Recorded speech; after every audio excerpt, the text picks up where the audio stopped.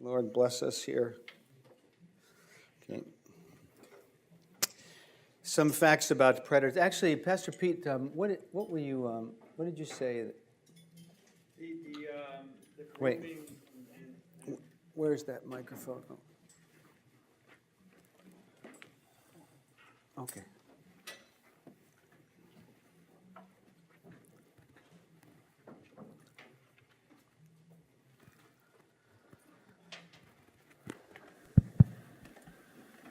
let's see. I'll just say a couple quick things. The first is that it was probably one of the most trying and difficult times in my ministry. I was devastated. I remember not sleeping for 3 weeks, and we knew before anyone knew.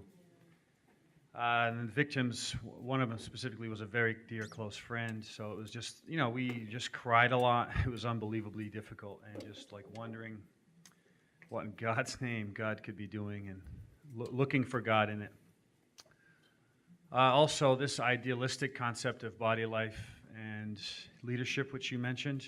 I am a big body person. I really believe, especially from my perspective, as a body person, God is in everything. God allows everything, and I trust God. That is my life. That's the way my mom raised me. But from a leadership perspective, from a youth leader's perspective, that is just not the answer. The answer is, we fight. We fight for these kids, and we fight hard, and we're tough.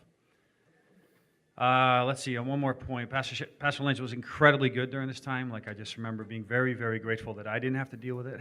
Honestly, it was just unbelievable. You had to be in front of cameras. It was meeting after meeting, heavy, heavy, heavy meetings, which I'm just not ready for yet. I'm just hoping I never have to do that stuff. And then just as you can imagine, the aftermath is a lot of panicky parents, a lot of very scared, nervous parents. And also, this had a massive impact on my ministry and how I operate. And I was very worried about that. How can I be a youth leader? At some point, the parents got to trust me with their kids. I just went to Thailand and stayed at a hotel with the kids for 12 days. So at some point, the parent has to say, okay, I trust Pete Westera. So you can imagine the battle that parents are having in their own minds. So I feel like I'm dealing with this every couple of months, having some kind of conversation of this kind. And I just love how there's no second chances. You tickle. You're a youth leader. You tickle a kid. You're done. That's it. Love you. Go find another ministry. I love how tough we are. I really believe that we are tough. This one example that you mentioned earlier has been begging me every single Sunday to come back. It's just never going to happen. Find another ministry. You cross the line that you cannot cross. And then, but the main thing I think that you wanted me to say is that I put a little bit of comfort in the fact that this happened under Ray's wife is my wife's best friend. This happened right under our noses. I was 16 years old when Ray Fernandez drove me to Florida and back. This is incredibly personal, incredibly in our lives. So we had no idea. We all said afterwards, yeah, he was weird. Yeah, he shouldn't. That can never happen again. Oh, that's weird. Okay, that. We all knew afterwards, but we knew nothing beforehand. Pastor Love knew nothing. The thing that comforts me, and the thing that I comfort most parents with who are worried and panicking and overreacting maybe, is that in order for a person to do this again, in order for a person to accomplish this, it would take 10 times more work than in the past. You have to. What your goal is to take this child and pull him away from the youth ministry, separate him from the youth ministry, separate him from the church, create an exclusive relationship. An uncle-type figure is what needs to be created, and it would be very difficult for that to happen on our watch now. I'm not saying it can't happen. I'm not naive. But that way would be very difficult. It would be very hard for a youth leader to have exclusive relationships with kids in such a way that there's an exclusion of everybody else, and it's just me and these two kids, or me and this one kid. So, I tell parents, that is what you watch for. You get overwhelmed with the statistics and everything, and you start wondering, should we just, not even have youth ministry events and cancel camp and everything. But That's what I believe. I believe, like, you just look for that. You look for someone that's doing something wrong. And by the way, a youth leader, a teacher should never have exclusive relationships. It's devastating for the rest if you have a one-on-one relationship and you pay extra attention to this person and not that person. If I forget a girl's name in the youth ministry, it's devastating. They take it personally. So you can't do that. Imagine if I took a group of 2 or 3 and only loved them and nobody else, and everybody else was on the outside. That's crazy on so many levels. Pastors don't do that. Youth leaders can't do that. So that's just a thing that I'm always saying. Do not have this kind of ministry. Your ministry is to everybody and everyone. Don't have favorites. Don't have pedestals. Don't be against anybody. And if you're healthy, you're healthy. I think there is that. You could say that. There's if God is with us and you're healthy, then also parents can see that maybe and sense that, and they have a great sense of what's right and what's wrong when it comes to their parents. So, quite an amazing lesson we learned, I think. Can I ask him or Yeah. you to just, because he said like it would be 10 times more difficult now, so just maybe I would just to say, just not everything, but maybe like the key things that we changed to make it 10 times more difficult now. Okay, yeah, that's going to come up. Okay, thank you. Yeah, When I say that, I mean in the same way. yeah, Within the circles of families and body life, outside the youth ministry, I don't think it's 10 times harder. I think it's the same odds, same difficult. You got to be vigilant. But to be a youth leader and pull off what he did today would be very, very difficult. yeah. Well, and especially now because many of the guys and gals who now make up a good percentage of our church, that whole generation, like Andy and Roger, they were all very good friends with the 3 victims. All of them now, looking back, recognize what Ray was doing, and they're the parents now.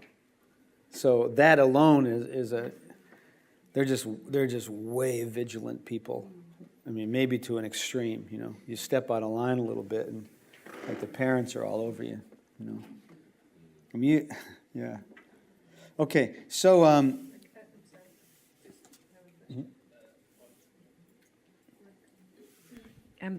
a little bit confused with this sexual abuse. Like as teachers, like I'm a hugger, so can I find myself in trouble when I'm hugging the kids? Like I'm a mother also. Like when a kid is hurt, like we hugging them. Like, can we do this when we're teaching, or we have to stay far away because somebody can, accusing us? Like we have intimate like moments, or I don't know. It's a little bit confusing to me. it is confusing. It is, and yeah. Well, we'll talk about that. That's in our policy also. It's of course it becomes a judgment call. Little kids, as soon if they love you and you're doing your job and you're a teacher of 2nd graders, you walk in the room, they just run to you and just hug you. You can't to try to keep that from happening would be like really weird. Come in with a fence around you. Wearing like a over the shoulder fence. I'm teaching in Sunday school, so I'm not that often keep in touch with them. Like, I don't know. Yeah, the word is appropriate. What is appropriate touching? What is an appropriate hug? And obviously, ladies, hugging little girls is different than a guy hugging a little girl. I'm hugging boys too. Yeah.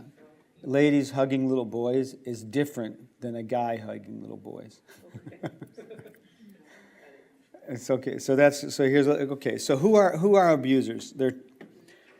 They're usually trusted people. Okay, trusted family members, well-known people or friends of the family, teachers, leaders. In 90% of the cases, they're trusted. Okay, that's especially creepy. Right? That's like really creepy. Because you think of all the trusted people, and they're the most likely to be predators.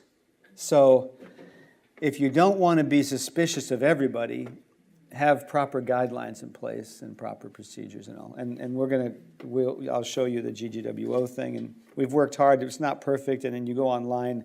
There's a lot. I just read a 73-page child protection policy. I mean, Lord, it's like every single thing that could possibly happen is outlined, is stipulated there. Okay, it's usually men.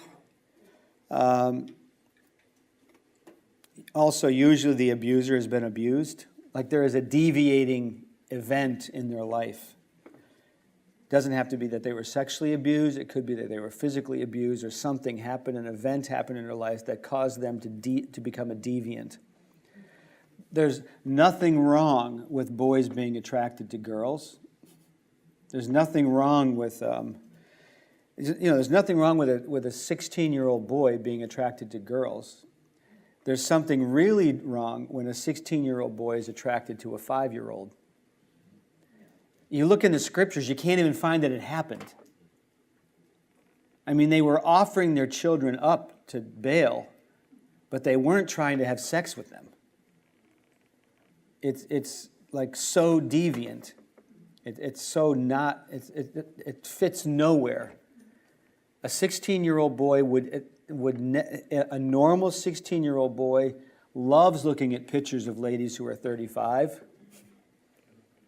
but they're not looking at pictures of 5-year-olds. And if they are, then they have a problem. Yeah, this isn't like everybody on the streets got, it takes something to become a perpetrator, I guess, is what I'm saying. And today, one of the greatest attacks is against men today, and in two areas, especially in the Western world. One area is pornography. Addiction to pornography is off the charts because it's so accessible and because men don't realize how addictive it is. And second is violent video games.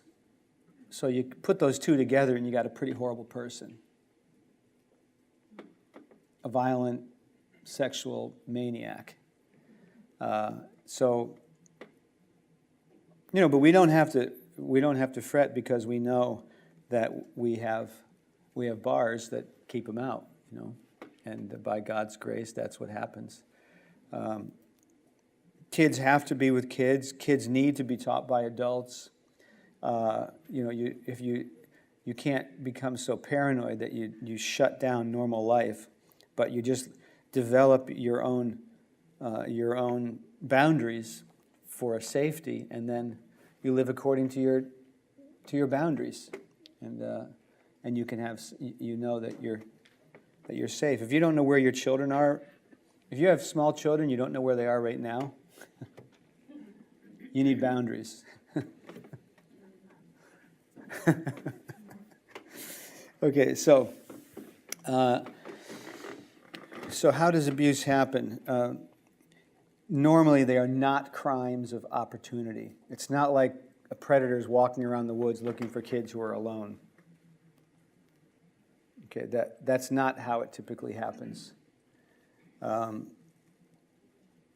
victims are groomed before the abuse happens. This is the evil in the whole thing. This grooming is extremely sinister, and it has a very specific purpose, and it's very wise. And when you do the training, and one of the things, when you do the training, you'll see a little bit more. And sorry to put you through it, but I honestly believe we're all going to be.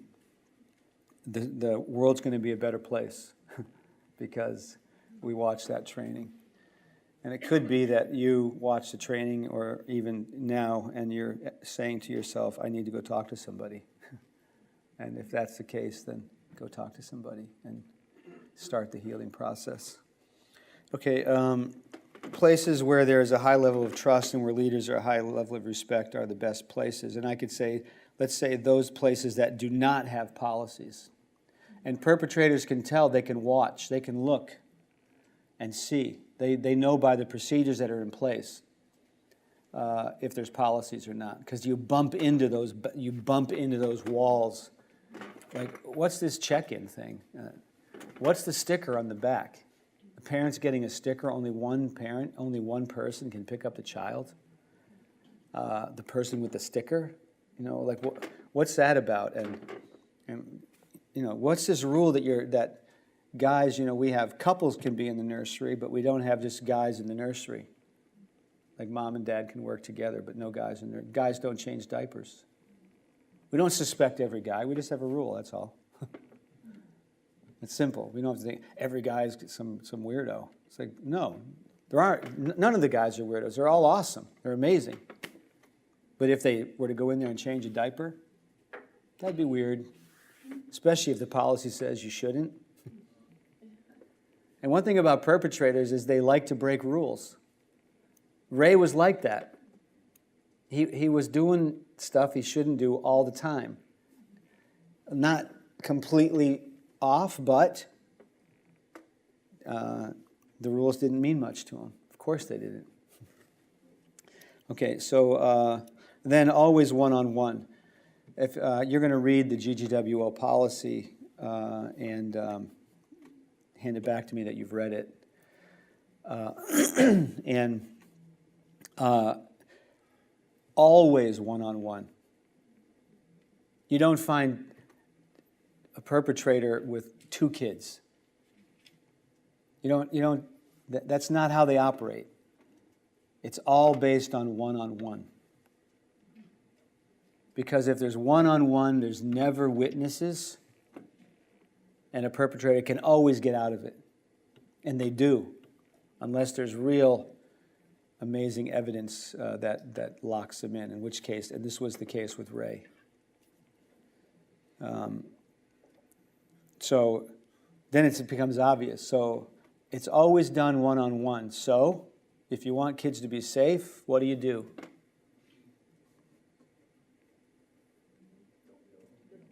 Don't be alone. Period. If that's the case, then the chances of abuse happening, sexual abuse happening, of course, child abuse can happen anytime in many different ways, and it does. Kids get screamed at or belittled or bullied or whatever all that happens. But we're talking about this category of child sexual abuse. It won't happen if you hang to that one policy. Of course, it has a lot of ramifications, and we'll talk about those. And we had long talks about it. I mean, it's 6 months. 6 months of talking about that one thing. Well, you mean the ministry of one-on-one? Me alone with a kid, ministering to him, the Lord, can't happen anymore. Wow, aren't they losing a lot? And you think they are, but it's dangerous both ways. What if the kid goes home and says, "Daddy, Pastor Pete's a way better dad than you are. He's my best friend," or Pastor Pete said, and no witnesses to say otherwise. So it is awesome, and we know one-on-one ministry is amazing. But Jesus did send them out 2 by 2, and he did state that truth is established with 2 or more witnesses. So if you want to make sure that the truth is always going to be established, make sure there's witnesses, and that means just 2 people is not enough when one could be the accuser. Okay. So also, they groom weak or alienated children. Roger will tell you the story that, Ray's being a friend, Ray's being awesome, Ray's, buying things, and then when Roger's mom got sick and had to leave, he became particularly vulnerable, and that's when Ray came in for the kill. Right when he was weakest, in the most trouble, Ray became his best, closest friend, the only guy who cares about him. And Roger says, "I was tricked." He was tricked. So, and then also there's multiple victims, on the average of 20. So these guys, it's not like you're special. They tell the kids they're special. but they're not special. It's just a deviant, sexually deviant person who just doing whatever he can do to satisfy his own deviant lust. And that's just this, and he is suffering. We'll talk about that in a minute. So when a suspected abuser is confronted, one, they usually lie. Okay, when a victim speaks, they usually tell the truth. When an abuser is confronted, they usually lie. Okay, so what if the abuser is a youth leader? Are you saying if he says he didn't do it, that he's probably lying? That's what I'm saying. I'm not saying he is lying. I'm saying he probably is. Because on the other side of it, there's a kid who probably is not lying. Because the child has all the reasons not to speak, not to speak up about it, and the abuser has every reason to lie. So put those together and you kind of get the scenario of how to handle it. Of course we care, especially if the person is respected and all of that. You treat them with respect. Do it confidentially. You don't hang the person out to dry, even if you detest the sin of child sexual abuse. The person is a person, you know, and they're worth more than all the world, and Christ died for them. And you don't know what their future is going to be like, but you don't want to destroy it. You know, in the United States, if you are convicted, even some judges they don't have, they might not even not get a sentence, but the sentence they get is that your name is going to go on the sex offenders list. And if your name is on a sex offenders list today in America with the internet, you're a marked man or a marked woman. But that's not church work. So normally they'll lie, or if they downplay the event, the severity, the number of times. If they actually do say something happened, they'll downplay it. It wasn't really that like that. It wasn't that bad, which is exactly the case that what we saw. And then finally, when they finally confess, they're repentant and sorry. Well, of course they are. Of course they are. Because that's what they are going to do in order to stay out of trouble. So it doesn't mean they're repentant and sorry. It doesn't mean they're not really repentant and sorry. It just means that it's more than just repentance, but there's fruit of that. You can tell when somebody is broken because of what they've done to somebody. Because you know that when that's the case, you can tell by their actions, you can tell by their words, and you can tell by when you discipline them how well they take it. If they're like, what? What? I can't ever do that again? That's not fair. That's not right. Well, you wonder about the initial repentance and what they actually repented of. Okay, the church is not a place for justice. Okay, we are not the police.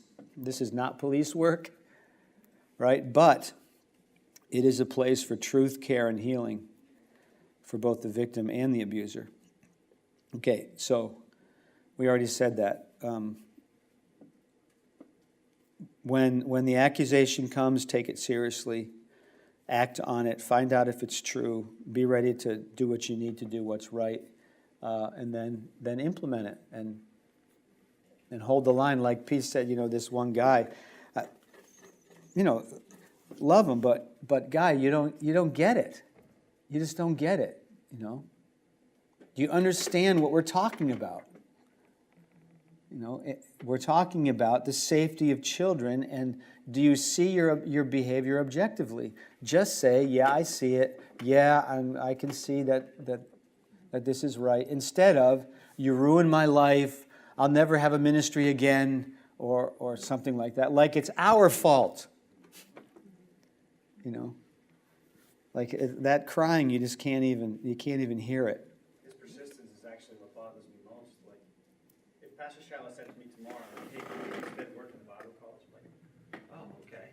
Like, okay, Lord, here we go. But, the determination to work with kids bothers me more than anything. Like, just go find another ministry. There's plenty to do. Yeah.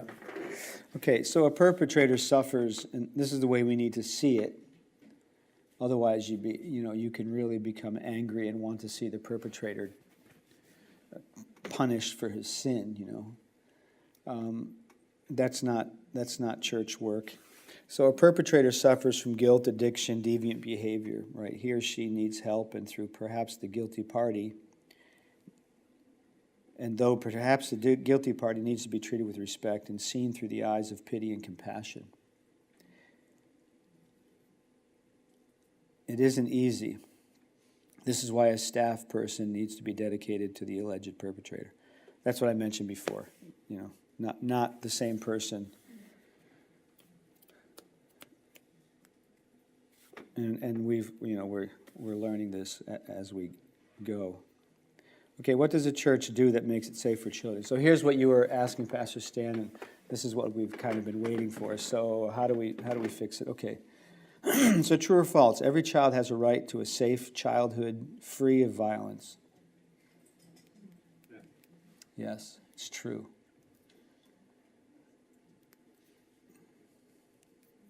It's a global problem in the West, but around the world, children are just treated with such a lack of love and care, like so against who they are.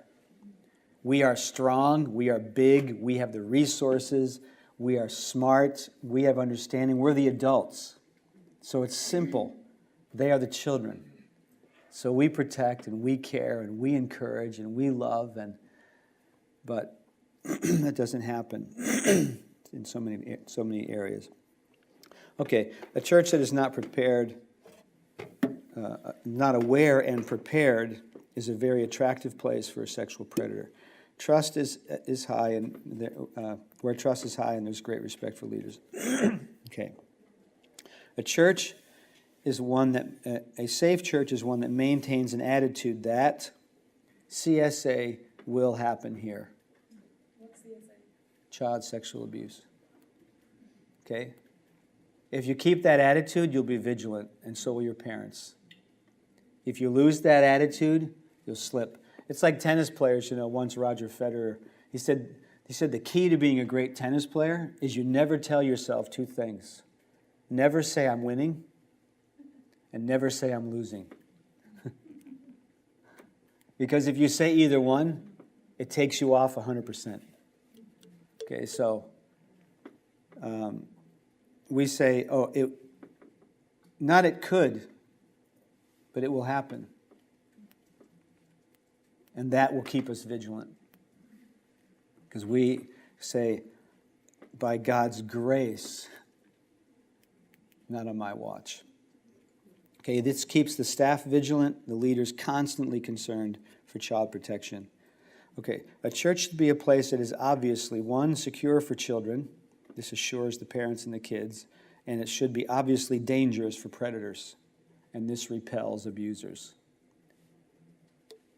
Like as soon as they walk on campus, I don't think I want to be here. I don't think I'm going to join this church and volunteer. Thanks, Ann. This cures what ails me. Okay. Some things that have to be done in order to have a safe church. Okay, one, staff is background checked, vetted, and trained. This one's easy. Background check isn't foolproof because most predators haven't been caught yet. It's not like you do a background check and it says child abuser. I know those guys, if they are in a background check, then probably they already know they're not going to volunteer for Ray was background check. We did background checks. Of course, it came up negative. But anyway, we do a background check, and you could find out things like he was arrested for this or arrested for that, and you could say, well, he's irresponsible. The guy was DWI and DUI, and it happened just a year ago. Are you kidding me? I don't know if he should be in children's ministry. He's not a very responsible guy. Maybe we'll wait a year or something. So background checks are useful for a character reference, if nothing else. Okay, and then vetted, it means you have a conversation with them. And also, we have our department heads. We don't tell department heads who's going to be a volunteer for them. We make sure the department heads say, I want this person working for me, and I accept the responsibility of overseeing them and also of holding them accountable. Okay, so staff is aware of their responsibility for peer-to-peer accountability, and that just, in your training, make sure that your staff has the authority to say to the other staff, you shouldn't be doing that. Those interior checks and balances can do a lot of good. Iron sharpens iron. It can be a little bit of, some people really they think they have the gift of rebuke, but that's not a biblical gift. They just love rebuking people. That's not the worst thing. They just, I guess it's better than never ever saying anything to anyone. But anyway, the parents are trained. This one is harder. We told from the pulpit, ask all the parents to take this training. It's very important that you do so. I don't know how many did. If it's based on my children, I think very few. Maybe they felt they were so close to the fire on the whole thing. Maybe they didn't need to. But it's hard. It's hard to get parents to think seriously about this. And just like it is, in the convention, I'm going to do a session on called "Wise as Serpents: Parenting in 2016." It's hard to get parents to even care or even believe that their kids are up at 1 o'clock in the morning texting each other. They are. Or that it isn't cool that your kid has a smartphone. They just think it's so cool. My Johnny is so computer savvy. He's so techie, I love it. He's going to be a computer scientist when he grows up. He could be like my nephew. He became a gambler because he played poker constantly his entire college career. Now he's addicted to gambling. God bless us. Okay. Children are trained to know what abuse is, including bullying, and to speak up if they are uncomfortable or being abused. Of course, like we said, it's the parents' primary responsibility to teach their children about that. A good way to do it is if you put two strips of, you put a black thing around your top and a black thing around your middle, and you just say, this is where nobody touches. If anybody ever touches you here, sweetie, I need to know about it. Be very, very clear. You never get in trouble if you tell me. I want you to know that, honey. You'll never get in trouble if you tell me. Okay, then policies is how things stay safe. Clear standards, operational boundaries for staff and leaders. Then procedures, well-defined ways of doing things and provide protection for kids. So policies list the guidelines, and procedures are things like digital check-in, for example, is a procedure that we have, or filling out a incident report is a procedure. And then be ready to report. Staff leaders need to report any cases of child abuse. Your government might mandate it, maybe it doesn't, but you should check your local laws. Because if you're a church, normally, if it's one-on-one counseling with someone and they tell you something, you're not mandated to report it because it's professional confidentiality protects you, like a lawyer or like a psychologist, for example.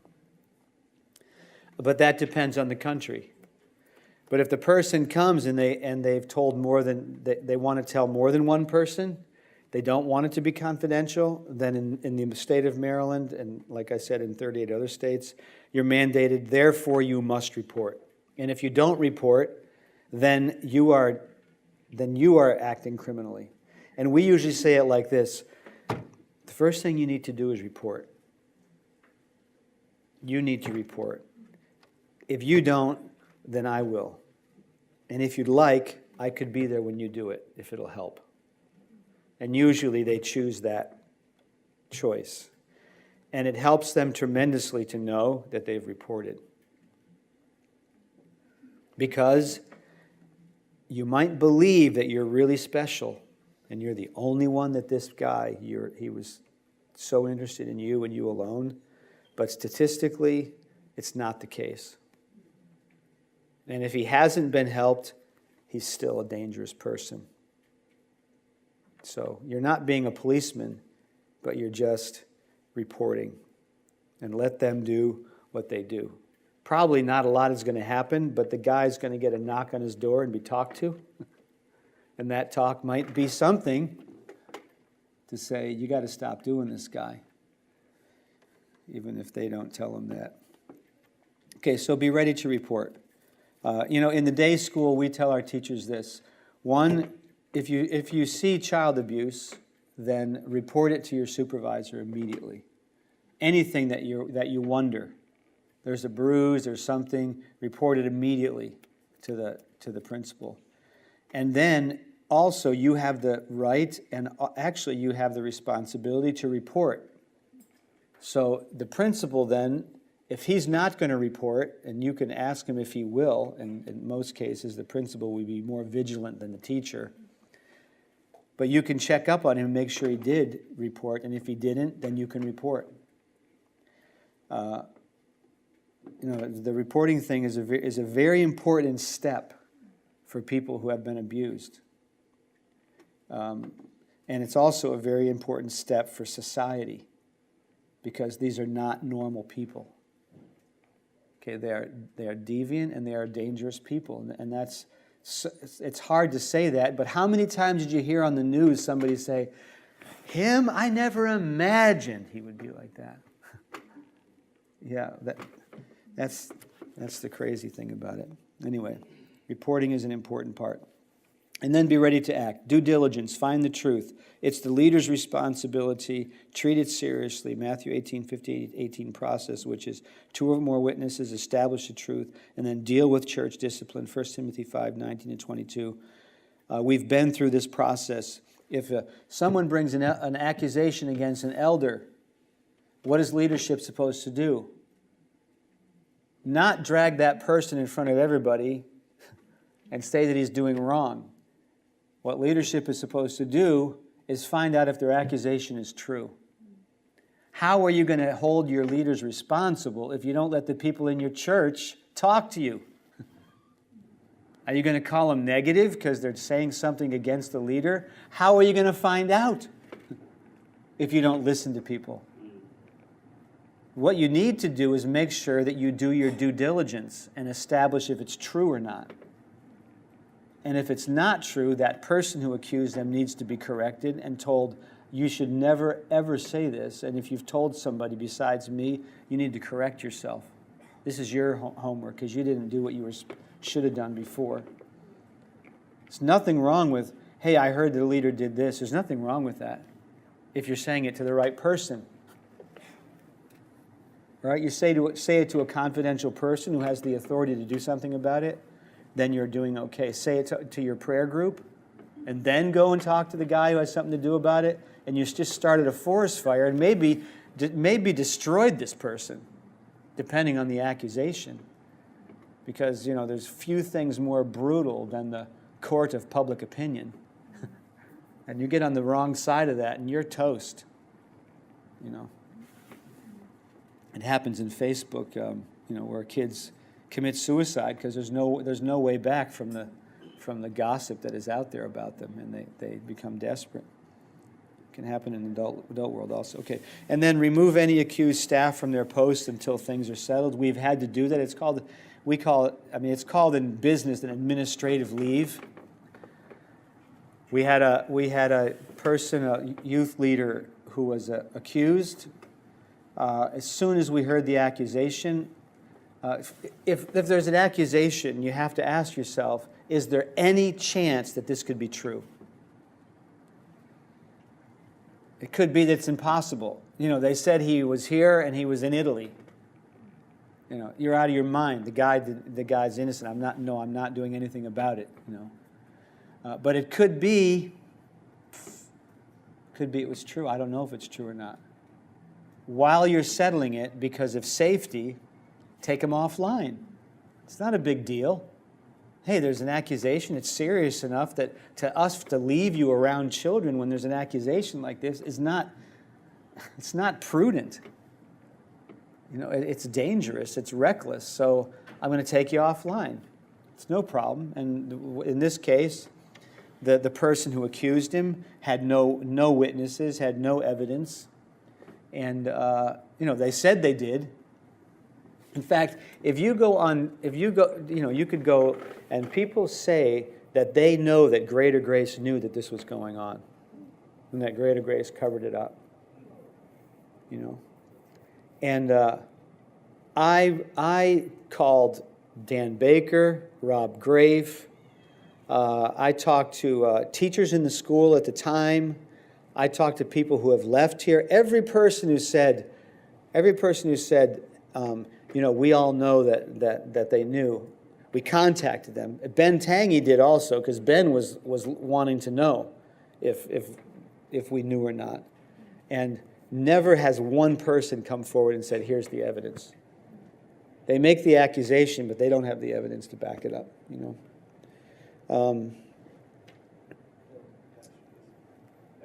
Like you were talking about, like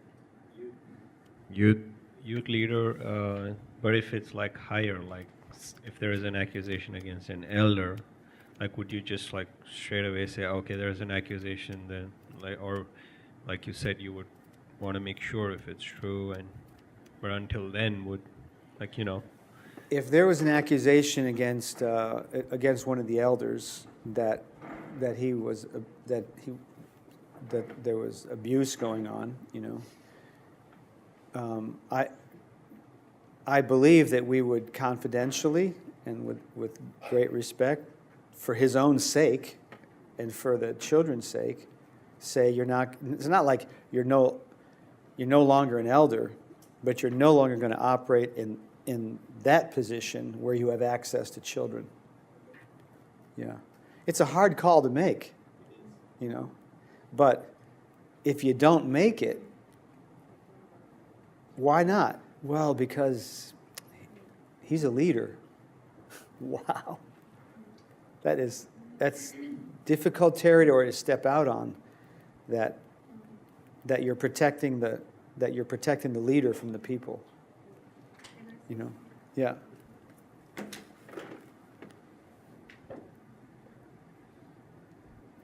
I think it's a question of really having a healthy, discerning mindset about it, because really it can lead to all kinds of extremes. And in Finland, for example, there were child abuse cases. Law changed, and reporting became mandatory. And in 1 year, the abuse, the amount of those children that were taken out of the home increased like for 10,000 children. And of course, really quickly it was realized that this is not the solution. So people have a strong tendency also to follow the law and not be like really, really very well discerning and trained in it. So. Yeah, and it's. I agree, and I think that's a government problem. It's a systemic problem that the government standards on when they would remove a child and when they don't. are maybe too strict and they're too fast to remove a child from parents who are the best covering for a child is their biological parents, you know, and maybe without a lot of due process, or maybe well, they did spank their child, the child's gone, you know. But if there's a mandated reporting law, and you decide, I'm not going to report, you're, you know, that discernment, you're making a judgment that says it's not really happening, or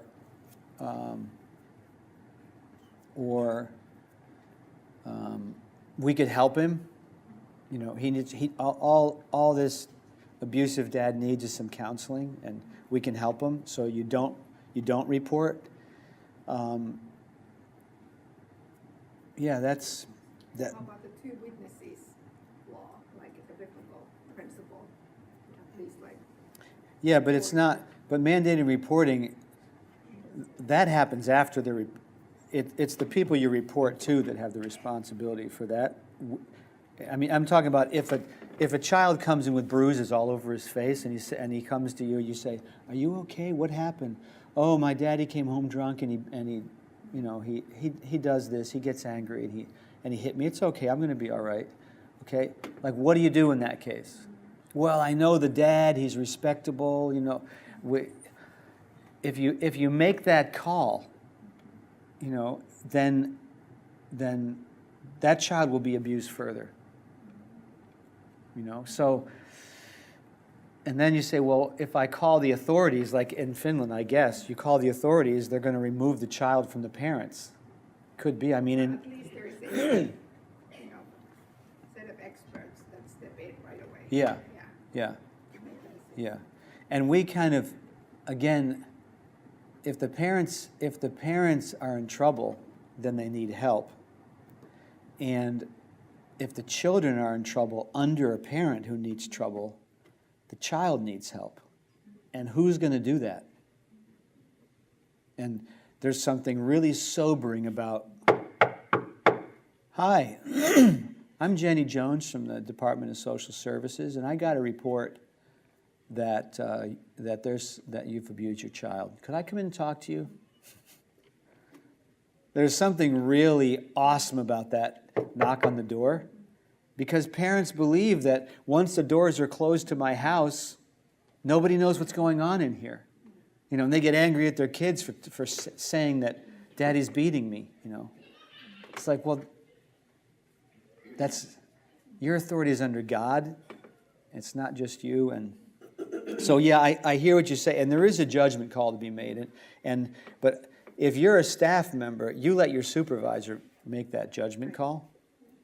And, you know, if you were to go to Pastor Pete, and Pastor Pete would immediately go to Pastor Taggart, because Pastor Taggart's the delegated church official, which simply means that if the church needs to go to court, he's going to represent us. He'll be the guy who goes. And if we're going to be subpoenaed, he gets the subpoena. So Pastor Pete's just going to go to Pastor Taggart and say, "Here it is," and I know what will happen here. How it happens in your countries, I don't know. You got to. What? Wait, who's? Oh, go ahead. And Thank you. On that topic of like discerning and secrecy, the other thing is, what I noticed is that as a child was dealing with this in my head, and also, you know, it's customary that a lot of children will black it out. You'll black out the memory. Yeah. And what happened for me is how it came up was I went to the funeral of the abuser. And when I was at the funeral, like, I just hysterically started laughing. Like, I was joyful that he was dead. And then I was like, ooh, let me just remove myself from the situation. And that was like my wake-up call to like, why am I laughing hysterically, right? Yeah.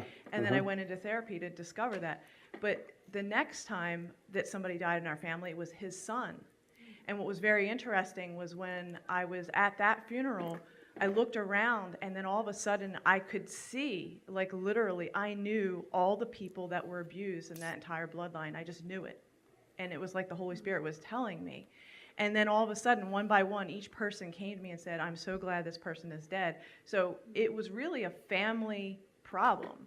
And in each, so the father, so my uncle who abused me, his son was then abusing other people, and then my cousins were being abused. So the whole point is, there was so many people. But again, when one person had the courage within the secrecy of the family, they're like, don't say anything, right? When one person had the courage to come out, you know, they were met with such opposition that it just kept this, like, still, and the person was still abusing all these people. So if anything, I could say, you know, as we are in the field as teachers, to just be mindful of just simple little subtle behavior changes and in language that we notice within the children and their behavior. And to like just be open to that. Because then I noticed as a teacher that when kids came to me, you know, the kids that were abused were ones that came to me. And because I have my own personal experience, I have a sensitivity and a heart for those that I can now see that, you know. Yeah, that's interesting, isn't it? Yeah. That abusers have been abused, but also the abused become important healers also. Yes. And so like I see that as a gift from God that I have these, you know, intuition that comes that like, okay, this person needs help. Go talk to them. Go. Yeah. Yeah, okay. Vijay, did you have a question? I was thinking, like parents disciplining their kids, like parents spanking the kids. I feel like that's how I grew up. But not just parents. I feel like that's how I grew up. But also like with teachers, like sometimes in my kid. But like you also like look at Proverbs and like, you know, Yes. of course you can see that. It's Yes. like with government mandates, if like for example in India there is nothing like that. Yeah. It's like, you know, it's Beat just, at will. Yeah, it's just like make sure your child doesn't die or something. Yeah, yeah. But- You're not allowed to. Yeah, yeah. Your child's not allowed to die. Yeah. That's a But- good boundary.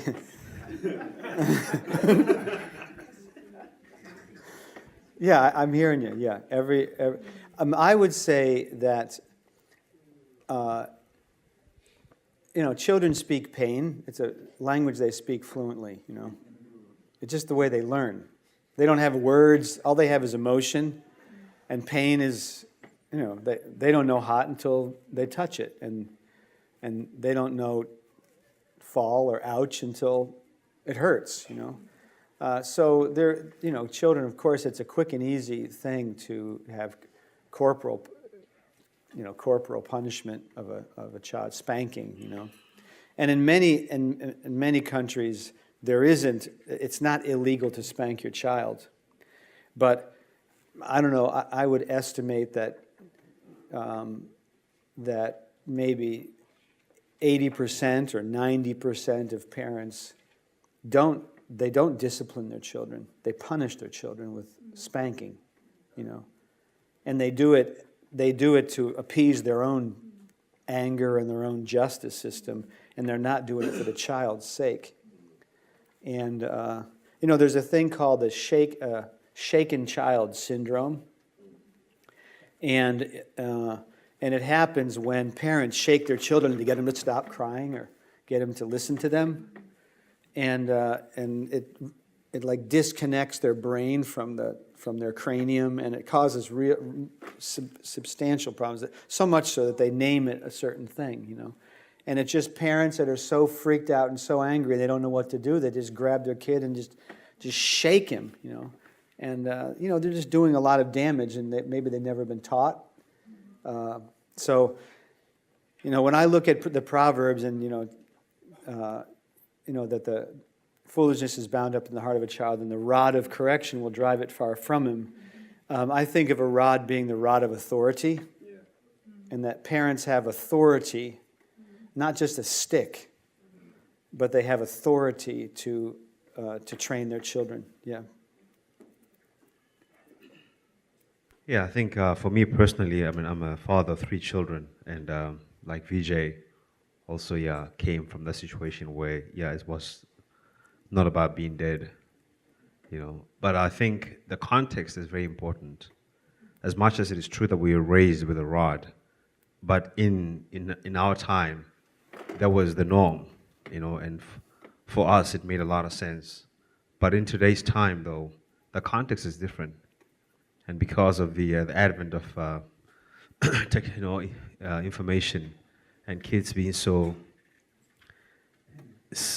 having such ease of access to information about abuse, their context is different. And so then the objective is not, as you were saying, to punish, but to get a child to understand the error in their ways.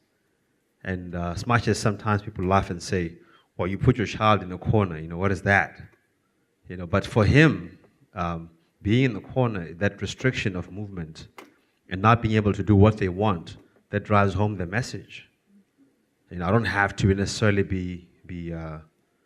use my hand, even though that's how I was raised. Yeah. But his context is different from mine. And I think that's very, very important to understand that discipline and correction of children is not about them feeling the pain, but it is really about them understanding that the consequences, you are not as free and you will not enjoy life as much as you want to enjoy life if Yeah. you continue a certain pattern of behavior. Yeah. Yeah. Yeah. So, yeah, that's great. Yes. When you were speaking of reporting, Yeah. you said something, and I kind of missed it. You said something about that in a church context, there is something that you are allowed to keep confidential. Yes. And I wasn't sure what that was. I recently went through, we have annual sexual exploitation training at CCBC. I'm an instructor there in ESOL, and there is a mandate that if you see it, you have to speak to the person and say, if you don't report it, I have to. So I was just wondering, is there a difference in the church with that? If you are a counselor and the person came to you for counseling, then there are protections. Not like to protect you. You can still report. It's not like you're told you can't report. But if you don't report, just like a lawyer, like no one would come to you as a counselor if they thought that you were going to tell people. So the laws understand that, you know. So it's not such a black and white thing, but lawyers, psychologists, doctors, and pastors, counselors, you know, have that. But you could check it out. Yeah. Yes. It's in the same vein. When you were talking about reporting, you were talking about a perpetrator, right? Coming and confessing to a counselor that I have an addiction to child pornography. You're not talking about a victim coming? A victim coming. Okay, so because before that you were saying they trust you and they're saying they're doing this and that you have to report. Okay, so that was my question too. So if a victim comes to you, whether they're perpetrators in or outside of the church, what's the legal? I understand like it's not If a victim comes. it's not the confessor relationship. But I feel like a victim. Well, yeah. I just want to know. I felt like you were talking about in the context of the perpetrator. Reporting to one man that I have this problem with child pornography and I've done this. No, it's the same. Both ways you're protected. I believe. So I'm gonna say that might have changed, and it sounds like you've been to something very recent. Maybe it changed, but the idea is whether they're victims or perpetrators doesn't make any difference. If you're counseling somebody one-on-one in a professional setting of a counselor, then that is confidential. But I always as a counselor, if a victim comes, I say you should report for their own sake, you know, is one thing, and secondly, for all the other kids' sake that this person could be, yeah. But I'm not mandated to, as I understand it. And so as an adult, I recommend that the adult victim report, but then in the case of like in school or Sunday school, you're looking at an underage victim, then really the witness, which I guess in she would have been a witness to something and is encouraged to report. But, so that there is a distinction, I guess, like, you know, a 9-year-old's not gonna report, but like a 27-year-old who says it happened 15 years ago might also not be willing to report. So I just didn't know, like. Yeah. Well, if a victim is a child, not an adult survivor, but a child, then we report. Yeah, yeah. Like I mentioned it to you, this lady in the neighborhood where we saw Winning. So she was just confessed to me she was sexually abused by her mother's boyfriend. And when she went to the mother doesn't believe in her, so she had to grow up in this very stressful, family life.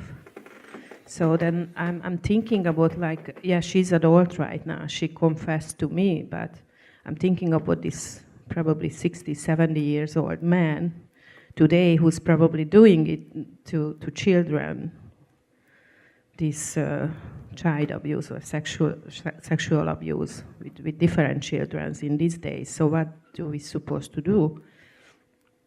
Because this lady is adult, so she's responsible for her own decisions. But what about this? All she can do is report. So I can turn back to her and suggest she to should her report. to report? She should report. Okay. Yeah.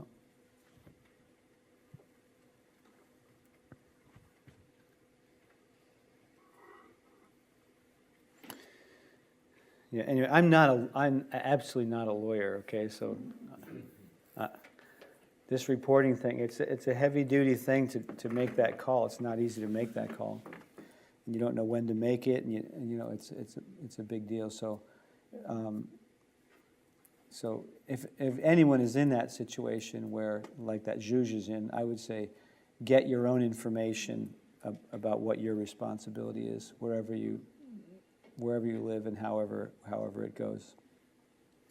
Okay. Okay. Some specific things that. Wait, was I? Yeah. Okay. Now it's just some specific things that Greater Grace has done to ensure a safe and secure environment for children who participate in our church programs. One is the digital check-in, check-out. Not everybody has digital, but check-in, check-out is an important thing. And the elements of check-in and check-out is that there's only approved people that can pick a child up that's not the parent. And that is that's point number 2 there, parent registration. That gives the approved pickup people. And what we did is we have what's called a registrar. We have a program director who is over each of the Sundays, each of the classes, and that program director is responsible with the registrars who do the administrative part of making sure who picks up and who doesn't. It's not the teachers, but it's the actual, it's an administrative person. Because you find out that people who are teachers aren't necessarily great administrators. It's not easy for them to say no, maybe. And you definitely need a no person at the door when it comes to pickup. Sorry, you can't. What? I've been in the church for 20 years. It's like, you got to have someone who says, that's beautiful. I'm glad you've been here for so long. Here's the people who can pick up the child. What? You don't trust me? No, oh, I do. I love you very much. These are the only people who can pick up the child. You got to have that person. If they're going to buckle, then it's not. Why have the policy? So that. Okay, it also includes allergies. Kids have got more allergies today than ever. Peanuts. My granddaughter could die because of peanuts. She has her EpiPen, thing is right there. Her teachers know how to use it. She's like incredibly allergic to peanuts. Peanut dust can be in certain crackers, and because the same company makes peanut butter that makes crackers, So, like Colleen mentioned yesterday, it's best not to serve food. Then you don't have to worry about it.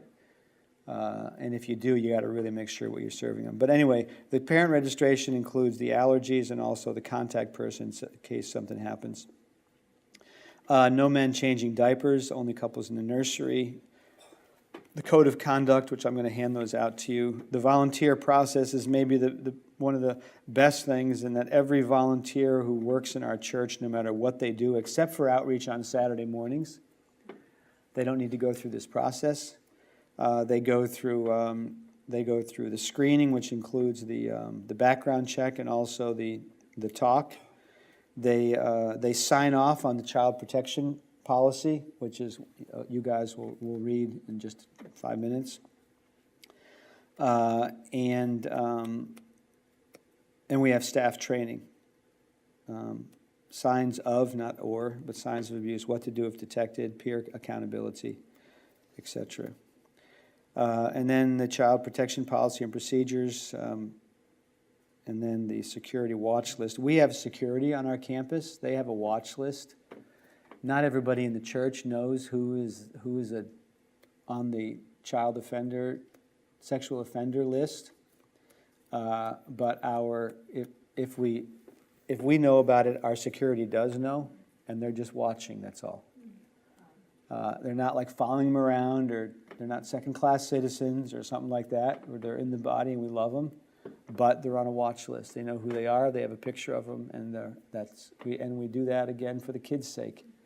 And it's something not everybody knows happens, but it does happen, and it's a layer of safety. I just read a child protection policy where they have 2 people that are floaters, and all they do is float around the campus, looking in on classrooms and just making sure everything's okay anytime there's a church event. Our equivalent of that is our security. Okay, so I'm going to go past that one because we don't have time. Okay. So here's what I'm going to do. I'm going to hand out our youth protection policy. I only have the copies for those who are credit students. So everybody else, we could take a break because there should be some quiet while these guys read. What I would like you to do is when you're done is to actually, I was going to have an acknowledgement sheet, but I'll just have you sign the actual policy and then give it back to me. Okay, and all of these policies are on the website, especially for leaders. Leaders for sure, they're available, and I think in the children's on the children's website, on the youth ministry website, I think this policy is available. Yeah. Anyway, okay, and then okay, so let's do that now. We got like 15 minutes to half an hour. I want to look at this, and then I want to go over the code of conduct with everybody. And there's some points of it that are interesting to talk about. That we've had some really awesome, heated discussions about that. That'll be fun. Okay.